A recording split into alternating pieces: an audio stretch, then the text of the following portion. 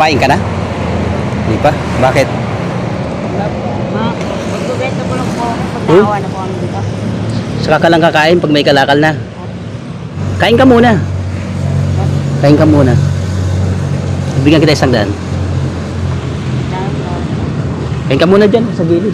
Tumigil ka muna, maya ka na kumagaling.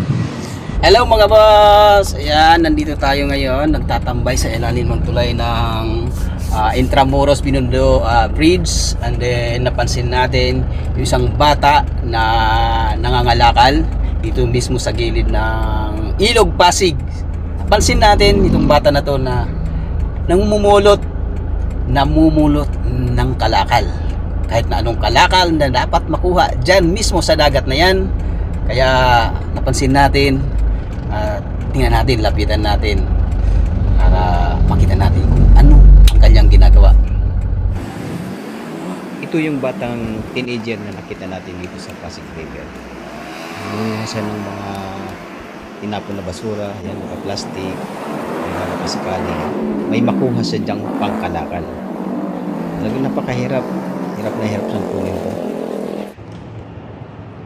Baka may pera dyan. Hindi naman siya nabigo at may nakuha siyang mga kalakal. Plastic, buti, ayan, iniipon niya, nilagay niya sa sako. Kahit pa paano, ay meron siyang nakukuha dito sa gilid ng Pasig River. Ang napakadelikado para sa kanya ay yung kung sakaling mahulog sa dito dahil medyo malalim at saka high tide ngayon, baka mamaya hindi rin siya marunong lumangoy, baka ikapahamag pa niya yung mga kalakal.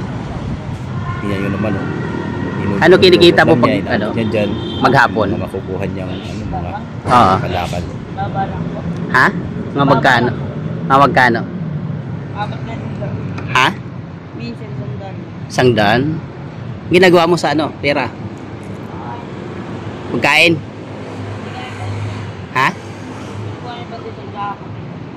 Nag-aaral ka? Hindi? Nauli lang po ako. Kala po ng teacher ko, dito po ako ba? Pero yung pasukan ngayon, mag-enroll ka? Mag-enroll ka ngayong pasukan?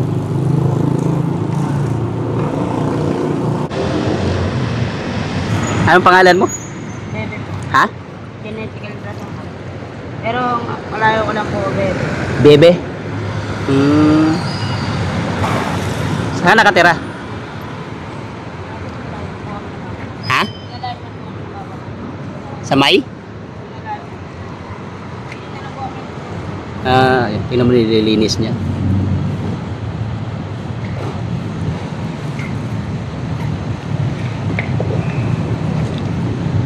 Yung kalakal niya.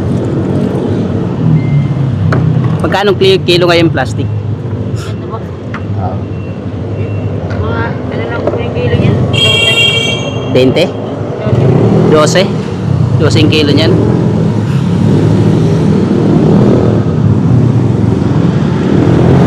Sobrang napakasipag yung bata. Kaya gawin natin para meron siyang pagkain. Bibigyan natin ng 100 para matuwa naman sa kanyang ginagawa kasi napakahirap, diba? Yung mangunguha ka ng basura, kalakal sa gilid ng dagat. Kaya lalapitan natin. Kumain ka na? Hindi pa? Bakit? Magbubenta ko lang po ako pag naawa na po kami dito. Saka ka lang kakain pag may kalakal na. Ganun ba? Magbubenta na po. Malayo po at benta na. Saan ka magbenta? Happy lang po. Ha? Happy lang. Dito sa may Lopez? May Tondo? Ganun. Kain ka muna. Kain ka muna. Bigyan kita 100. Kain ka muna dyan sa gilid. Tumigil ka muna, maya ka na kumagaling. Yung si Bibi, yung nangangalakal. Nakakaawa kasi saka lang siya makakakain kapag tapos na siyang makaipon, makapagbenta. Ano masasabi mo, Bibi? Ano masasabi mo? Ay, salamat po. Yan. Nakatulong tayo ngayon sa ating kababayan na taga rito. Taga saan ka pala? Dilpan po. Sa Dilpan. Dito ka lang. Ako. Diba? Yung nandoon, ano mo yun? Papo. Papa niya yung nandun sa isang side, nangangalakal din. Papa niya pala yung magkasama sila. Kumain ng papa mo. Diba? Isama mo lang yung papa mong pagkain. Ha? Sige, ayun muna kayo. Sige. Ayun, tinatawag na yung tatay niya. Tatay niya kasi nasa likod na yung ng simento na yon, doon sa nangunguha ng kalakal. Ayun, sabi ko tawagin niya, kumain muna sila. Nakakaawa eh. O yung may mga puso dyan na gustong tumulong, ayan, sa ating mga kabayan na kapuspalad.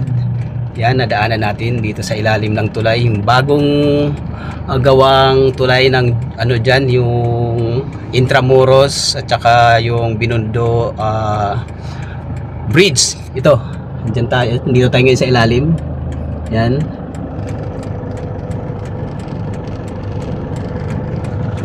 Kaya sa pagtatambay natin ay nakakita tayo ng ganyang sitwasyon, napakahirap. Kaya bigyan nating tulong. Biro mo hindi pa kumakain, di ba, yung tao. Anong bibili mo pagkain? Dyan na. Ayun pala, may dyan, gitin na pagkain. Yun, makakain na siya. Ayun na siya, kabili na ng pagkain. Punta na sa tatay niya.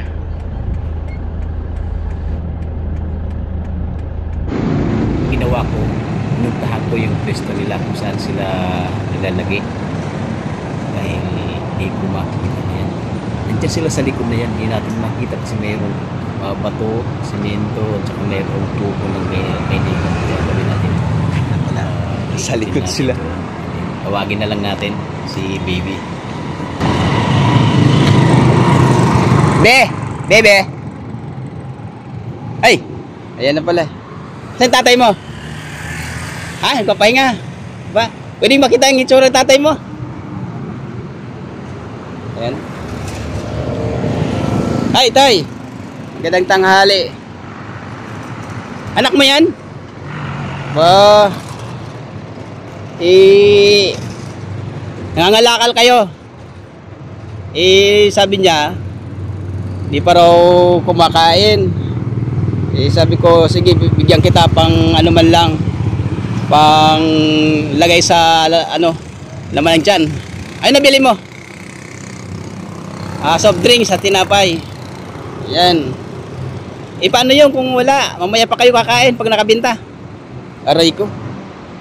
Napakahirap. Sige, enjoy na lang po.